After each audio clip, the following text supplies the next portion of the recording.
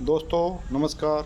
मैं Devendra Parashar Indian political agenda के मंच पर आपका स्वागत करता हूं। दोस्तों, आज देश में कोई भी ऐसी परीक्षा नहीं है जो नीट एंड क्लीन रह गई हो, यानी कि किसी न किसी लेवल पर, किसी न किसी स्तर पर उसमें गड़बड़ी होने की गुंजाइश बनी रहती है। दोस्तों, या तो उसमें गड़बड़ी होगी, प्रश्न पत्र में गड़बड़ी, या उसके आंसर में गड़बड़ी, या फिर उस परीक्षा का प्रश्न पत्र लीक हो जाएगा, या फिर कैंडिडेट की मदद बाहर बैठे लोगों द्वारा सेटिंग करके की जाएगी। और एक तरह की गड़बड़ी और है, वो है उस परीक्षा के परिणामों में गड़बड़ी के द्वारा उसका रिजल्ट प्रभावित करना। आज एक ऐसी गड़बड़ी के बारे में हम बात करेंगे। दोस्तों, अभी हाल ही के दिनों में यूजीसी नेट और नीट की परीक्षा संपन्न हुई और इन दोनों परीक्षाओं का प्रश्न पत्र दोनों देश के अलग अलग हिस्सों में लीक हुआ और वो बच्चे जो दिन रात तैयारी कर रहे थे वो इससे प्रभावित हुए और कहीं ना कहीं उनका चयन इसके लिए नहीं हुआ। ऐसी एक गड़बड़ी उत्तर प्रदेश पीसीएसजे यानी जज के लिए होने वाली परीक्षा में भी देखने को मिली। दरअसल ये मामला सामने ही नहीं आना था, क्योंकि कोई कुछ पूछता नहीं तो कोई कुछ बताता नहीं। ये परीक्षा 2022 में संपन्न हुई थी और इसका रिज़ल्ट अगस्त 2023 में आया और आज 3 जुलाई 2024 है। तो आप अंदाज़ा लगा लीजिए कि इसका रिज़ल्ट आए हुए 1 साल बीत चुका है और उन कैंडिडेट को ज्वाइनिंग भी मिल गई है। दरअसल हुआ यूँ कि उत्तर प्रदेश के एक कैंडिडेट श्रवण पांडे ने भी ये परीक्षा दी थी और इसके लिए दिन रात मेहनत की, कोचिंग ली, 12-12, 14-14 घंटे उन्होंने पढ़ाई की, लेकिन जब रिज़ल्ट आया तो उनका चयन इस परीक्षा के लिए नहीं हुआ।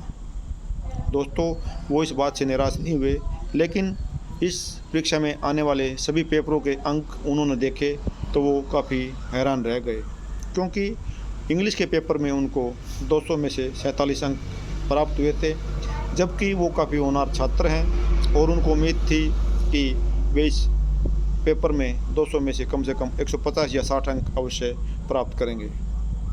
तो इसके बाद उन्होंने आरटीआई द्वारा लोक सेवा आयोग से अपनी इंग्लिश की उत्तर पुस्तिका मांगी। कुछ दिनों के बाद उनको उनकी उत्तर पुस्तिका की कॉपी मिली और वाकई उनको 200 में से 47 अंक प्राप्त हुए थे। लेकिन जब उन्होंने ध्यान से अपनी इस उत्तर पुस्तिका को देखा तो ये उत्तर पुस्तिका उनकी थी ही नहीं, ये उत्तर पुस्तिका किसी और की थी जो उनको प्रोवाइड की गई थी। इसके बाद उन्होंने इलाहाबाद हाई कोर्ट का दरवाज़ा खटखटाया। इलाहाबाद हाई कोर्ट ने उत्तर प्रदेश लोक सेवा आयोग को सम्मन भेजा। इलाहाबाद हाई कोर्ट में उत्तर प्रदेश लोक सेवा आयोग के अधिकारियों ने ये स्वीकार किया कि उनसे इस परीक्षा का परिणाम तैयार करने में गड़बड़ी हुई है।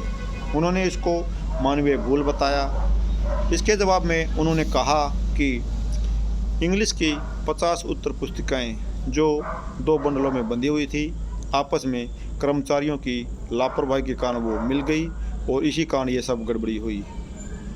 इलाहाबाद हाई कोर्ट में लोक सेवा आयोग ने कहा कि वो अब दोबारा इस परीक्षा का परिणाम तैयार करेंगे और जल्दी ही जल्दी इसका परीक्षा परिणाम घोषित करने की कोशिश करेंगे। तो दोस्तों, आप सहज ही अंदाज़ा लगा सकते हो कि किस प्रकार युवाओं के भविष्य के साथ खिलवाड़ किया जा रहा है। वो योग्य छात्र जो इस आस से पढ़ाई करते हैं कि उनका चयन किसी परीक्षा के लिए होगा, किसी दाखिले में सीट के लिए होगा, वो तो रह जाते हैं, लेकिन कुछ अयोग्य लोग, सिफारशी लोग, पर्ची के दम पर, खर्ची के दम पर उनका चयन हो जाता है। नीट परीक्षा का मामला भी इससे अलग नहीं है। सरकार इससे इनकार करती रही कि नीट परीक्षा का पेपर लीक नहीं हुआ है, लेकिन 5 मई के बाद बिहार पुलिस द्वारा 13 लोगों को इस पेपर कांड में पकड़ा गया पूछताछ के दौरान उन्होंने स्वीकार किया कि एक दिन पहले ही नीट का परीक्षा प्रश्न पत्र उनके पास आ चुका था। परीक्षा सोल्वर गैंग की मदद से उन्होंने इस प्रश्न पत्र को सोल्व कराया और उन छात्रों को जो उनके साथ थे 30 से 50 लाख रुपए में डील उन्होंने उनके साथ की।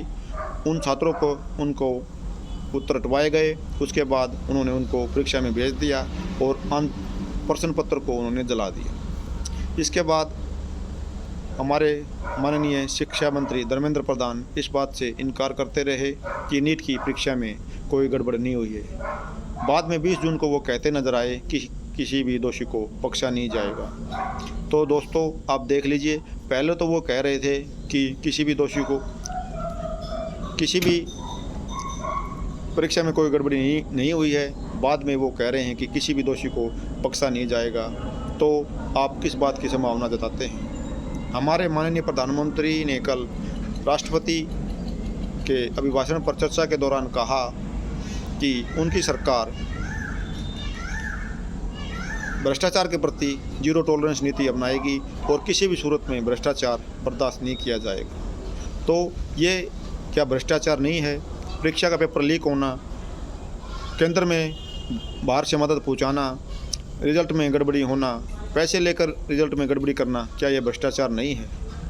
हमारे एलओपी लीडर ऑफ अपोजिशन के नेता श्री राहुल गांधी कहते हैं कि उनकी सरकार आएगी तो किसी भी कीमत पर भ्रष्टाचार बर्दाश्त नहीं किया जाएगा। लेकिन 2018 से लेकर 2023 तक राजस्थान में कांग्रेस पार्टी की सरकार थी।